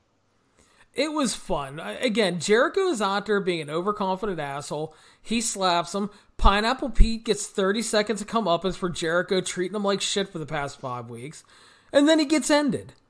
Exactly well, let's be honest. Pineapple Pete kind of started shit last week. Well, he did start shit last week, but Jericho did start it on commentary. It was his payback. But Jericho, in the end, obviously won out because he knocked him the fuck out. Well, that's what happens when you mess with the champion. So this led to promo time with Chris Jericho. Said he wanted to address his feud with the Elite, if they even still exist, because Adam Page is off in the woods. The Young Bucks are still at home. The Inner Circle are fair and honorable men, and he's going to allow them to get their shit together. The Inner Circle they're going to act on things. They're going to write history. And they have created a new match, Steve, called the Stadium Stampede match. Yes. And Jericho said if you loved last week's street fight, you're going to love it inside an 80,000-seat football stadium. That's right. And a lot of room to play with. They made this challenge for the pay-per-view, which led to Vanguard 1 arriving. He had his little Inner Circle shirt that he stole from Chris Jericho. Yeah. And again, Chris Jericho is probably the only person that could promo on a fucking drone and make it work. He's promoing on Vanguard 1. They all circle Vanguard 1, who accepts the challenge on behalf of the Elite. Jericho asks him if he still wants in the Inner Circle, but basically it's a trap, and he fucking destroys him with a baseball bat. The Inner Circle lay the boots to what is left of Vanguard 1. Jake Hager lays the little baby shirt on top of him. We gotta point out it's Floyd the baseball bat. We gotta point that out. Yes. And, so Matt Hardy ends up arriving. They all leave, and he cradles the shattered remains of poor Vanguard 1. I gotta tell you, I mean, I'm a big supporter of Chris Jericho in the Inner Circle and miss things they do, but I think they might have crossed the line there, quite honestly. I might have gone a little too far with that unprovoked attack on poor sweet Vanguard 1. Oh, it was dastardly. A poor little drone, never done anything to anybody. Never hurt anybody. But, they just better hope Matt Hardy doesn't have like fucking robot technology and some big ass fucking robot joins the brawl at the pay-per-view. Well, you know who does. You know, if anybody in pro wrestling has that kind of technology, it's probably Matt Hardy. Probably so. Yeah, so they might be in trouble. Have a giant drone attack the football stadium. There's an idea. Like a big old Megazord or something like from Power Rangers. Yeah. Maybe each elite guys could like get in a little like the Power Rangers used to. They'd each get in little individual vehicles. They'd all link up and they'd form a Megazord. And like the Megazord could like stomp around the football stadium. That'd be pretty cool. I mean, if we know anybody who has the money for it, it's probably Tony Khan. So Tony Khan, I'm sure Matt Hardy probably has all designs laid out too. Yeah. So Steve, set for next week's show is Phoenix versus Orange Cassidy, as Orange Cassidy looks for revenge after getting his face kicked off. Yeah, good luck with that. MJF versus poor Marco Stunt. And an Arn Anderson, Jake Roberts interview segment. You know what? I was going to ask you, how many times have Arn Anderson and Jake the Snake actually crossed paths in the past? I mean, because it doesn't only a couple feel times like, I could think of. Yeah, it doesn't feel like many at all. Would have been, I mean, when Arn was in WWF back with the Brainbusters, Jake was not in the tag team division. I don't remember them crossing paths there. And then when Jake was in WCW for that cup of coffee, they were both heels, and I don't remember them crossing paths there either.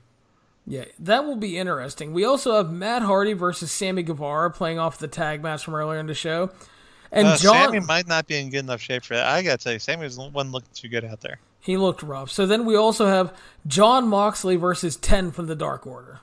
10 has been getting a little bit of a push on the Dark and whatnot, and getting put over for his physique, which Mr. Brody Lee is a big fan of. That's right. So also now set for the pay-per-view added this week is the Stadium Stampede with the Elite versus the Inner Circle. See, Britt Baker versus Chris Statlander, Private Party versus the Best Friends in a number one contenders match, as well as Hikaru Shida and Nyla Rose in what is now not only a title match, but it's a no DQ, no countout match. Oh, boy. So that's going to get a little violent after that kendo shot attack. And also announced, Steve, the big news, Iron Mike Tyson will be at the pay-per-view to present the TNT Championship to the winner. Yeah, how about that? AEW kind of bearing the lead on that one. They kind of slipped that in under the radar there. AEW out-scooped fucking Court Bauer and MLW who are trying to get in on that Mike Tyson stuff.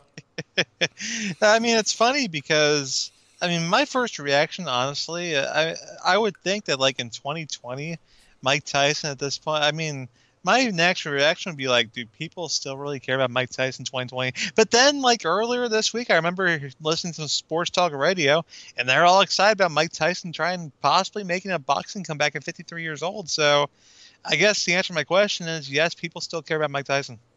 It's one of those things that, like, you wouldn't necessarily think about it as, you know, as him still having any importance, but I think that it's just one of those situations where there's kind of an audience for everything to a point. And I think people, I don't know if they want to see Mike Tyson in the wrestling ring, but I mean, I think people want to see Mike Tyson to some degree.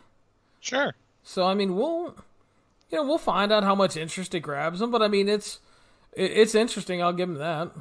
Yeah, it's one of those things that's kind of worth a shot, and we know Mike Tyson is a big pro wrestling fan too, like, you know, legit pro wrestling fan. Like, he's like Bruno Sammartino is his favorite wrestler back in the day. Yeah, and Cold Stone. Cold Stone, that's right. Big fan of the ice cream. Cold Stone Steve Austin. I kind of wonder what the old D-Generation Next thinks about all this. Triple H must feel just totally betrayed. Triple H can't be happy. He, as a shoot, he probably wasn't happy when he heard about that one. Probably not. So, Steve, our main event of the evening was the Exalted One, Mr. Brody Lee, the self-proclaimed AEW World Champion. Dosh had to get it right after a couple corrections there, versus Christopher Daniels of SCU. A good match to make, simply for the fact that Christopher Daniels kept doubting there was an Exalted One. There was an Exalted One. Daniels has a name. He's a good worker. And Brody Lee has that title shot, so you want to get him another win ahead of that pay-per-view. They worked about 12:40, Steve. As you would expect, the Exalted One, Mr. Brody Lee, did pick up the win here. And what did you think of the main event? I mean, I was kind of wondering, to be honest with you, and you kind of have to wonder, you know, being the top contender to the title and whatnot, did Brody Lee give Christopher Daniels a little too much? But at the same time, I figure that Brody Lee has a lot of respect for Christopher Daniels. I think Mr. Brody Lee respects Daniels. Even if Daniels doesn't believe in him, I think there's that certain amount of respect for his contributions to the business. So obviously Brody Lee's going to give Daniels a lot of time and, you know, do some good work with him. And Daniels had a pretty good showing out there for all of, what is he, 62 at this point? Something like that. Yeah, he's a little up there in the age and whatnot, but he had a nice little showing out there. Gave Brody Lee a good little fight. But at the end of the day, you had to figure that the big man, Mr. Brody's going to go over. And we saw some SCU and Dark Order shenanigans and whatnot. And, you know, sure enough, afterwards we saw the actual champion come out too. Yeah, and real quick on the match, I thought it was good. The thing about the match I liked is it was just two veterans putting on a good competitive match. And the thing is, people were like, Brody Lee hasn't faced anybody with a name. He's only faced a bunch of geeks and Marco Stunt. Well, now he's faced Christopher Daniels, who is a respected veteran who has done good in the company, and he beat him. So there you go. You know, it wasn't like a light my world on fire main event. I mean, I thought it was good. I enjoyed it. Brody Lee winning is obviously the right call. And then, as you mentioned, Jon Moxley arrived. He starts killing all the geeks. Brody Lee starts throwing all the geeks at him as he decides to leave with the championship. Him and Ten, his boy. You know, and you know what's notable about the Ten character is Ten is the only Dark Order quote-unquote minion outside of Uno and Grayson who have been allowed to win. Yeah. Because every other time there's been a geek involved, they get killed. So they apparently see something. I think his name is like Preston Vance. They apparently see something in the young man, and I mean that's It's interesting. It's nice. And you know what? They need somebody else right now without Grayson and Evil Uno being around. Are they still up in? Are they up in Canada? I think so. So, I mean, because we don't know when they're coming back, so you need to do something. And I think it's worked out well. But yeah, Moxley ran wild, killed all the geeks. Said he's not going to be disrespected. Mr. Brody Lee has made the mistake. One he's going to pay for with interest. And on May 23rd, there's going to be a hailstorm of violence. And Mr. Lee will find that his AEW career may be over before it even started. Well, we'll have to see about all that. But it kind of reminds me where back in the day, back in the old CZW days of Mr. Moxley, he had a random CZW title defense against Mr. Brody Lee. And it was a match that a lot of people were looking forward to, but for whatever reason, it didn't quite gel. They didn't quite work too well together. But perhaps things have changed since then. I think they have, because honestly, I mean, when you think about it, both guys have gotten a lot better since then. And then the other thing is, Moxley has been working like he has a chip on his shoulder. You know, Brody Lee wants to shove it up a bunch of people's ass, you know, and prove that he can go. And again, I'm not going to sit there and claim it's going to be like a must-see match of the year contender, but I think that they will have probably a really good match. I'm looking forward to it. I'm looking forward to see what Brody Lee does given that first big chance, because we didn't think he'd be getting this chance this early. And it's kind of due to the conditions, because they have other plans with Jericho, which would have been a natural match. A lot of people thought MJF was next, but you can't rush that title program for him yet. Yeah. And I think Brody Lee right now is an interesting challenger, at least. And we'll see. We're going to find out what he has, Steve, because he's getting the chance. Well, he has the belt, too, and as we all know, possession is 9 tenths of the law. He does. I don't think he wants to give it back.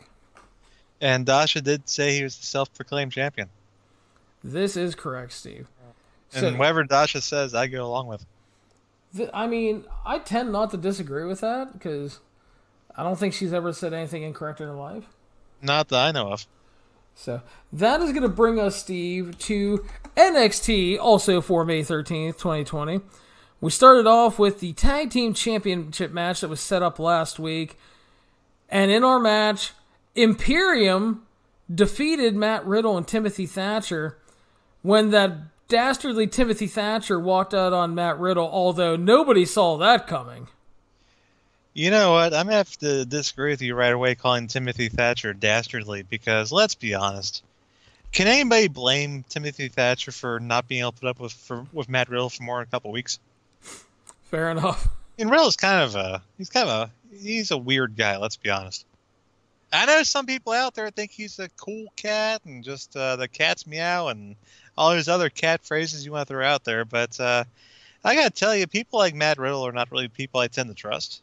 And I think Timothy Thatcher's kind of in that same boat. So I think Pete Dunne made a pretty bad choice of Matt Riddle's partner. Or maybe this is Pete Dunne's intention all along.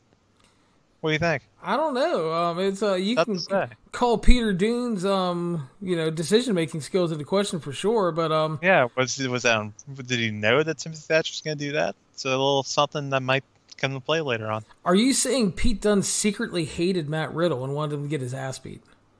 Would you be surprised? Well, no, I wouldn't be surprised. I wouldn't.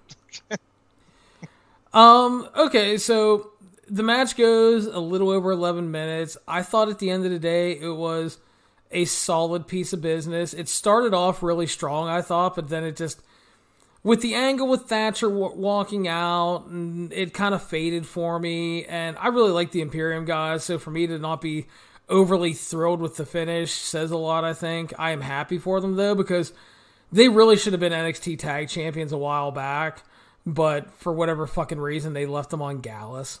So it's like, I'm really happy for those guys, and it'll be good to see what they can do here. And, I mean, I think we all saw the breakup coming, and that was solidified post-match when Tim Thatcher said he wants to be a champion, but not with Riddle, because he's not about flip-flops and game shows, and they brawled backstage.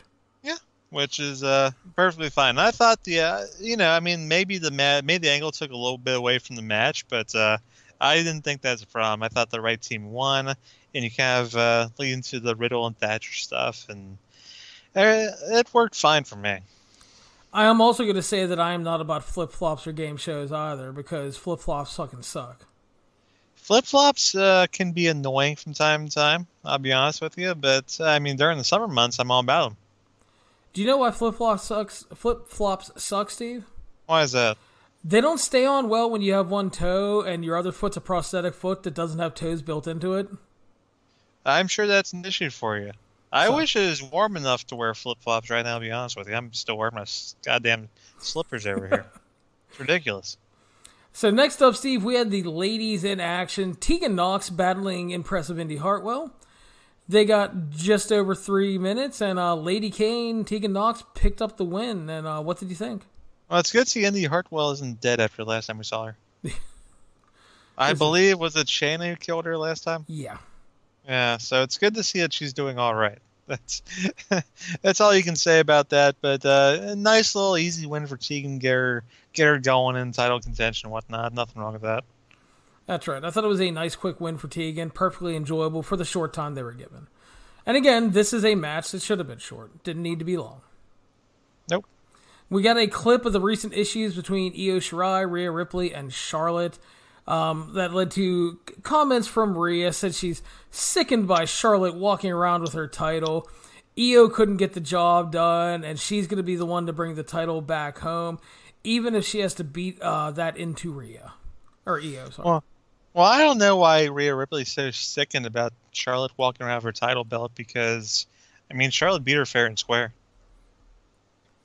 Yeah, I mean, you're not wrong, but what complaint does she have?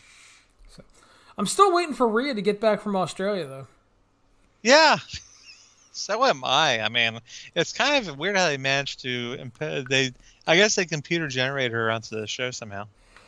Yeah. Well, after last week when I brought it up, someone's like, "Well, she probably didn't have to go back because of the situation. They probably just did it through the mail." And I'm like, I don't quite think the visa thing works that easily. But not in this country. It doesn't. Maybe I'm wrong, but good Lord, I mean, yeah, not to pile on the postal service or whatnot, but once we start doing these mail-in things for elections and whatnot, I don't know. There might be some issues there. Is all I'm saying. Slightly problematic, you think? Maybe, possibly, but no, I think Rhea. I still, but if people are still wondering if Rhea is over in Australia, or if she's in America or whatnot, if people aren't sure, I have offered that if Rhea wants to prove that she's in America, she can always just stop on by the Cook residence. Well, she is in America because she was on the show last week. I still think people are wondering, Larry. I know, but I mean, I appreciate the fact that you are, like the great Bobby the Brain Heenan, an investigative journalist, and you're trying to figure this out for us. Trying to help the people out. That's what I do around here. So, William Regal, via video or whatever, booked Matt Riddle and Timothy Thatcher for later tonight. Where is William Regal at this? Is William Regal still in America? He's staying the fuck away from the Performance Center, brothers. I'm sure, yeah. He's hanging out with his lizards in his house and just probably watching some old Johnny Saint matches and throwing a few beers back. You gotta do what you gotta do. That's right. So the Cruiserweights were back for the interim Cruiserweight tournament. We had Jake Atlas defeating Tony Nese in 5 minutes. Yeah, your boy Tony went down 0-3. Yeah, poor Tony. Had a rough go of this tournament. Yeah, what can you do? So I thought they had a short and solid match. They got a little more time than last week, and Atlas picked up the win over a former champion, which is good for him.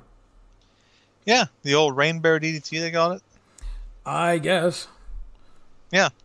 Is that what they called it? I didn't even... That's what Mario called it. Okay. I don't know what that means. I don't know if there's anything wrong with that or not, but that's what they called it. But, yeah, your boy Tony Nese had a pretty tough struggle throughout this tournament. Well, the problem is Tony's not getting reps without doing episodes of 205 Live. He's coming into the tournament cold. Well, that's why you're in the Performance Center, right? You got to be able to nut up and get things done. I was actually, somebody asked me whether do you think the Performance Center, are they still doing their regular classes and whatnot there? I don't think so. You don't think they're just, they're doing the regular classes while enforcing social distancing? Wink, wink. Locking up from 6 feet away. Yeah. So I have no clue, honestly. I wouldn't be surprised if they're doing something. I don't think they are, though, but it's hard to tell, Steve. I wouldn't put it past them. Have to ask our sources. So we got an Undisputed Era segment with Adam Cole talking to Kyle O'Reilly via like FaceTime or whatever, and apparently Kyle's been away because he's shooting a movie.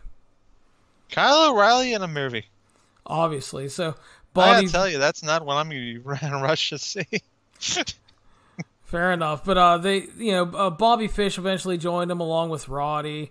They were bragging about embarrassing Velveteen Dream last week. They made fun of Dexter Lumis, and apparently Roddy is going to be the one to take care of Dexter Lumis. And let's hope that's he does. That's what they all decided. And somebody needs to, for God's sakes. I know you're probably with me on that. Somebody needs to take care of that guy. All I'm going to say is this. If Dexter Lumis can't have a good fucking match with Roddy Strong, cut him. Yeah, pretty much. If you can't have at least the 3-star match with Roddy Strong, you might as well cut bait on that. Seriously, I mean, it's Roddy fucking Strong. If you can't have a good match with that dude, I don't know. Yeah, I'm with you. We got a Karrion Kross Scarlet vignette talking about how they're not here to shock the system or to be a savior. They are the entertainment. Tommaso Ciampa was the first, but he's certainly not the last. And it was a nicely produced little video package. They even used The End Is Near. The entertainment? Yeah, sure. I guess. Sure. I got nothing. It was fine. Get a video package on Dakota Kai and Raquel Gonzalez. Basically talking about why Dakota is so bitter and she cared about people too much, which led to her having to get mentally tougher, her turn on Tegan Nox at War Games, and how Raquel helped her out and that she's the only woman that she can trust. Another nicely done little video package. Yeah, and we'll see if that remains where she is, in fact, the woman that she can trust. We hope so, but one never knows. Isaiah Scott cut a promo about the tournament, said if he loses tonight, he's out. Said his confidence is high, he feels untouchable, and he will beat Jack Gallagher and protect his house. I gotta tell you, with his standing in the tournament, I'm not sure I'd be talking about being my house. Yeah. Kind of struggling. So, in what was probably the best thing done on this show, we got an announcement. DX revealed that that we're celebrating the 25th anniversary of the In Your House shows. So on June 7th, NXT will deliver TakeOver In Your House. You know, I was not really, I got to tell you, when I heard about the big announcement from Shawn Michaels and Triple H, I knew, like, oh, okay, they're going to bite off the big announcement from Becky Lynch now because I guess it might have drawn something of a rating. So now you have a big announcement for every show, and I expected it to be a letdown. But no, In Your House coming back is pretty cool. I'm all right with that. Yeah, I think that's a neat idea, and we'll see how that goes. And it's nice to know that we'll have a takeover coming back, which hopefully means this show will get some direction. Yeah, that's another thing about it too. Is definitely you can tell with the lack of a proper takeover at WrestleMania, there's been a lot of wheel spinning going on here, all over the place. Little bit. So next up, Steve, your close personal best friend Cameron Grimes faced off with Finn Balor. Yeah. They worked almost 10 minutes, and they were having a really good match. And Damian Priest arrived, and he ended up hitting Finn Balor with the nightstick, allowing Cameron Grimes to pin Finn Balor with the cave-in. And then post-match, this led to Damian Priest laying Finn Balor out with the Reckoning onto a chair, and revealing that it was him all along that attacked him a few weeks ago. It was me, Austin. It was me all along. So, I liked the match. I thought it was good. I thought they had a nice aggressive style compared to everything else on the show. And we finally got the reveal of the attacker. And no offense, I loved Punishment Martinez. I think Damian Priest is a nice dude. Not exactly excited about him feuding with Finn Balor. I just don't know why. Well, yeah, I mean, and here's the thing. This is going on at the same time as the MJF squash match. And I said over on Twitter that I was more emotionally invested in the MJF squash match than I was with, all three of these guys, Finn Balor, with Damian Priest, Cameron Grimes. It's all 50-50, this, that, the other thing. It's just all guys just kind of spinning their wheels and guys that I can't really be bothered to care about right now. I'd rather see something short and sweet of somebody I care about than just guys filling time. And whether the action is fine or not, it's still just guys that are just there to me. Yeah. And which is sad especially for Finn Balor, because, well, Finn wasn't doing anything on the main roster, so we're going to send him back down to NXT, and he's going to recapture his magic and be a big deal again. And that has not happened at all whatsoever. It really hasn't, unfortunately, but, yeah, it's frustrating. And before I get to the next match, I just want to illustrate how much WWE does not care about the cruiserweights, because, Steve, do you realize something like 63 days ago, Raul Mendoza was fucking abducted in the Performance Center parking lot? Oh yeah, that guy. And we have no update on him. We've gotten, are the police even looking for him? And Joaquin Wilde was fucking kidnapped after that? Are these guys dead? Florida police has other things to worry about right now.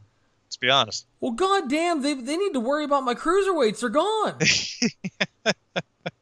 They would be right in the thick of the interim cruiserweight title tournament. So carrying on with not caring about the cruiserweights, Jack Gallagher and Isaiah Scott in the interim title tournament match. These guys are really good. So, hey, let's give them 3.5 minutes.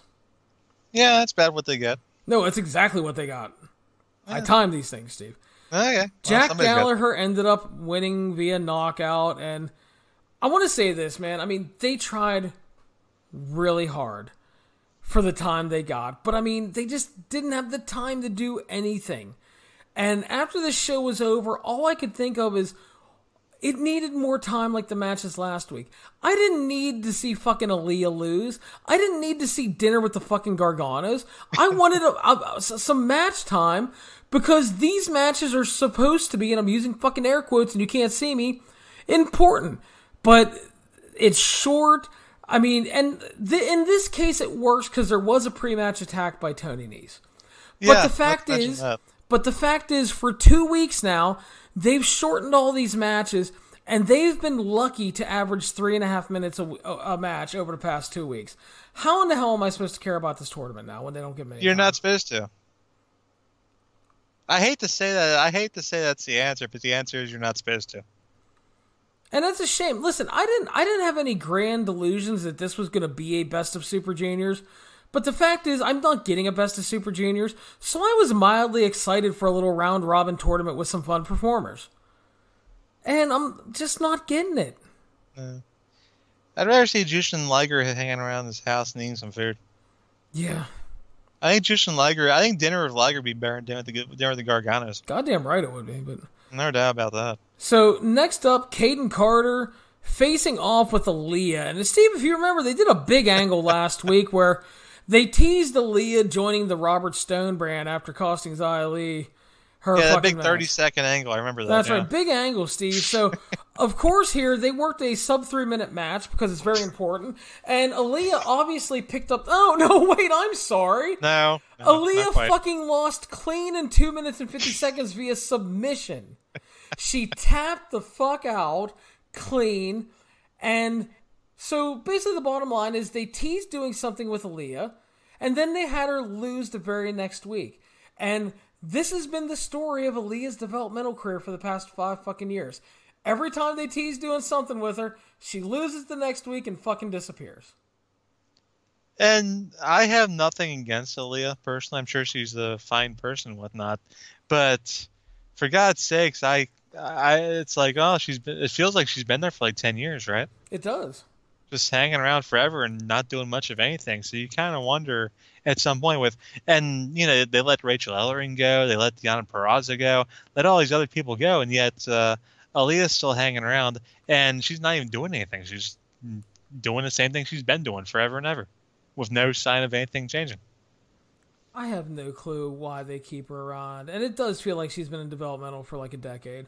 I mean, Angelo Dawkins and Wesley Blake are like, God damn, Aaliyah, you've been in developmental a long time.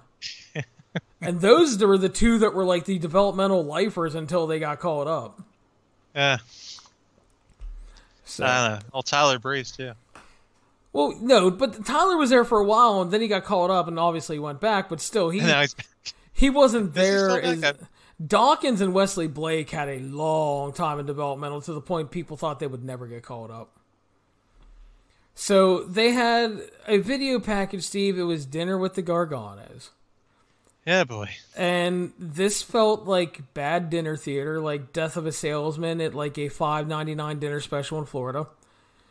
I will say the funniest part was like the first lines when Johnny Gargano put over Candice for beating a ninja, Caden Carter, and then boasted about how he defeated the 7'8" Dominic Dijakovic. I laughed he's at pretty that. tall. I did laugh at that, and then it was just weird.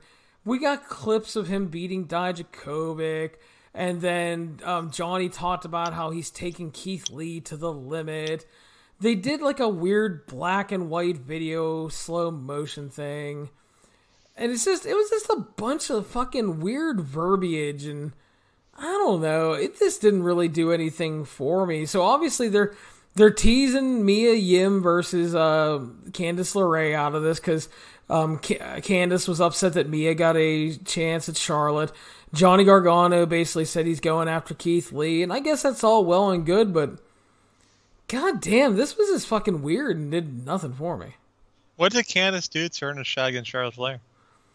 Well, obviously she's Candice LeRae. That's all she feels she needs, Steve. Doesn't you have to win a match or something at some point? Possibly. Maybe. I don't know.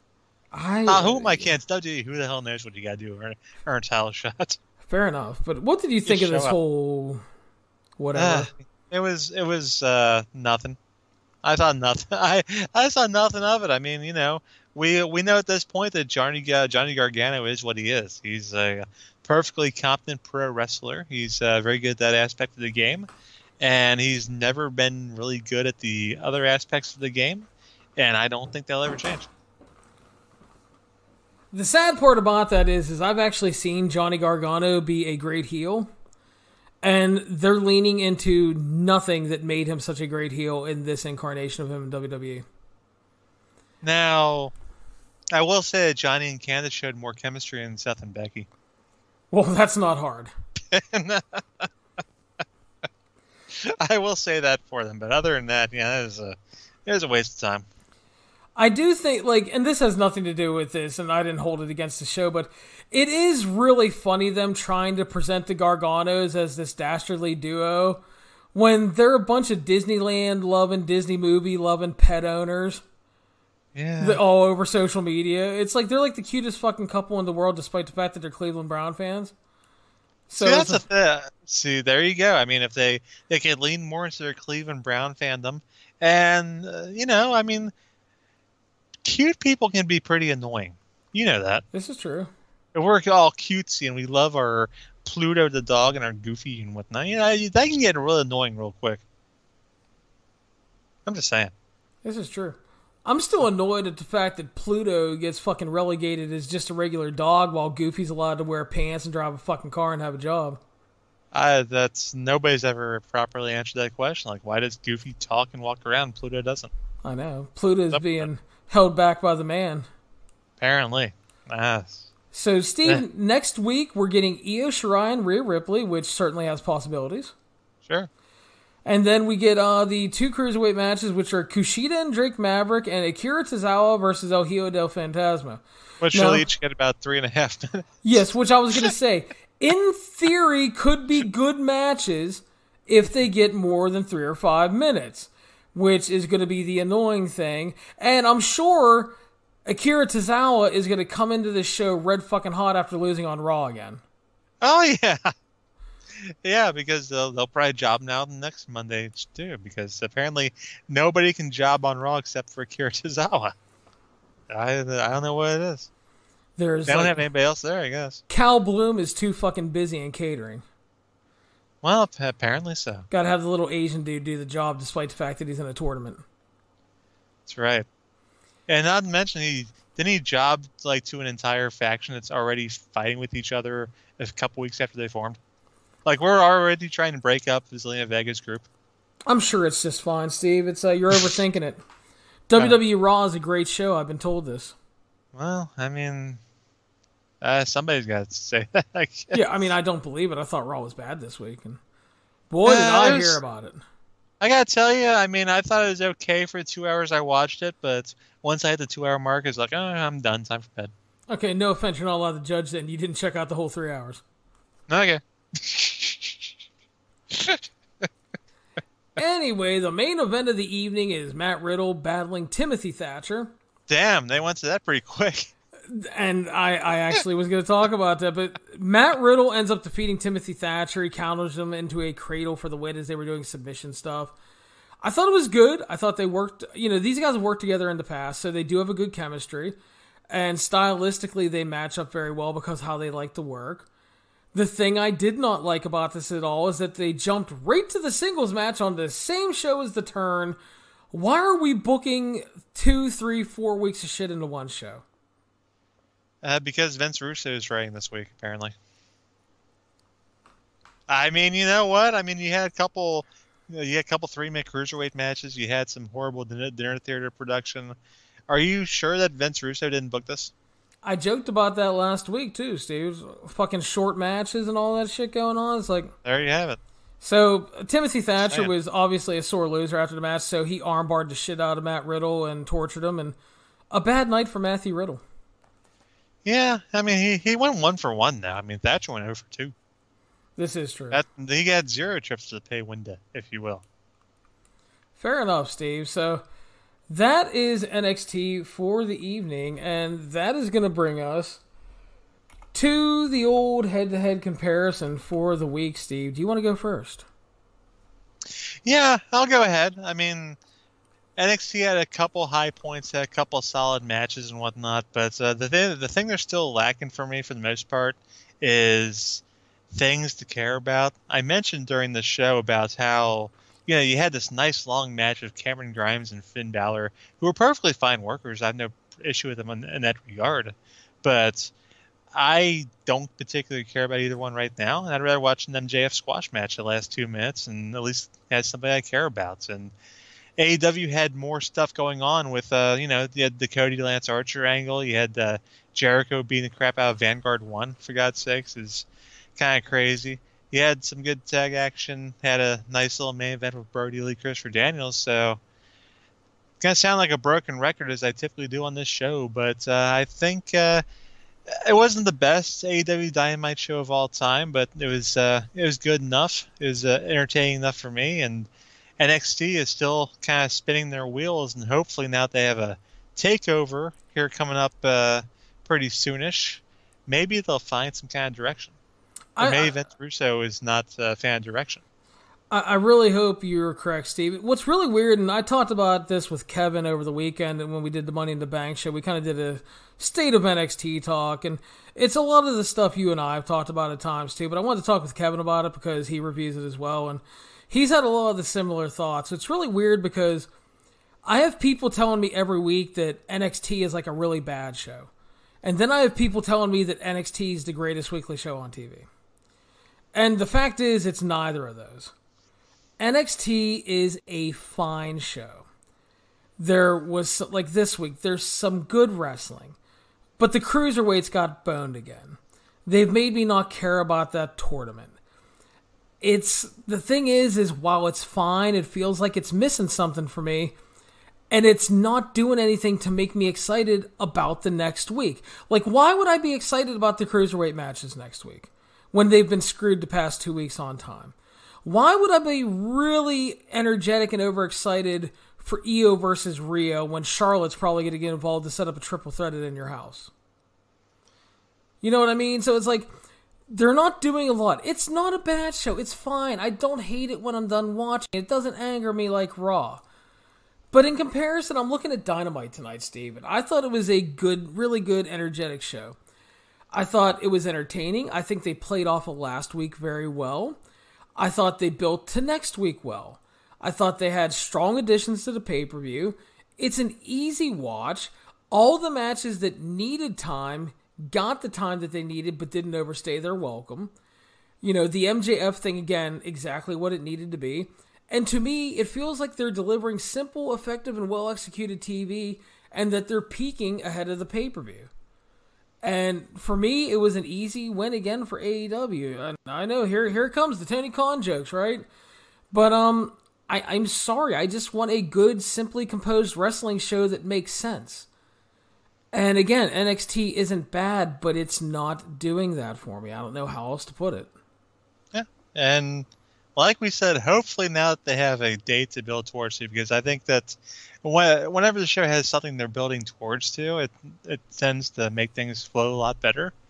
And maybe that helps. And I do like the In Your House brand name, so I mean, I do mark out for that. But yeah, they definitely need something, because right now there's just a lot of stuff going on there that's just stuff, for lack of a better term. That's right, and I agree, Steve, and that's unfortunate. So hopefully the In Your House / Takeover event will give them that needed focus, and that everything will start working out, because when NXT does focus on like building to those shows, they tend to put on really good and strong TV. And they put on, and again, it's more that it's basic and focused TV that all makes sense because it's building to something. Hopefully that'll be the case. Hopefully they can get that locked in. I'm hoping it starts next week. Don't know if it will, but we can hope, Steve. We can always hope. So that is going to wrap Steve and I up for tonight. I want to give a little preview for the weekend on Sunday. I'm going to be posting a show with Kevin Pantoja. We're going retro. We're going to be looking back, Steve, at Ultima Luchados, all 3 nights of Ultima Luchados, and start our look back at the NXT TakeOver Brooklyn events with the first of those shows. Ooh. So that is going to be this weekend, Sunday. And then, Steve and I will be back next Wednesday / Thursday. Steve and I are also continuing. We're pre-recording content. We're still working on more reviews of what are we reviewing, Steve? Tell the people. Clash of the Champions. That's not right. Not the WWF version either. We're talking about the WCW Clash of Champions. We've currently recorded through Clash 6. That's right. So next we'll be doing 7, 8, and I'm just waiting until we come up on the Ding Dongs, because I know the Ding Dongs are one of the highlights of wrestling television of all time, and I cannot wait to talk about Ding Dongs. Fair enough. So.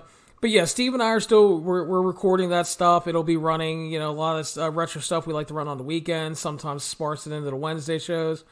But it's all upcoming. And like I said, we've already posted 1 through 3. We've recorded 4 through 7, or 4 through 6, sorry. And we're going to be doing, 7 and 8 this weekend for sure. We'll be pre-recording those. So those will be coming up. And again, like I said, if you guys have suggestions, we are happy to take them. But that's going to wrap us up for tonight, Steve. And everybody, thank you for listening. This has been the 411 on Wrestling Podcast. You can follow us on iTunes, Stitcher, Spotify, Google Play, YouTube, the 411mania.com website, and any major podcasting platform. Please make sure to subscribe to our show, share us around on social media, and if you have time, leave us a 5-star review on the podcasting platform of your choosing. Stay safe, everybody, and happy wrestling.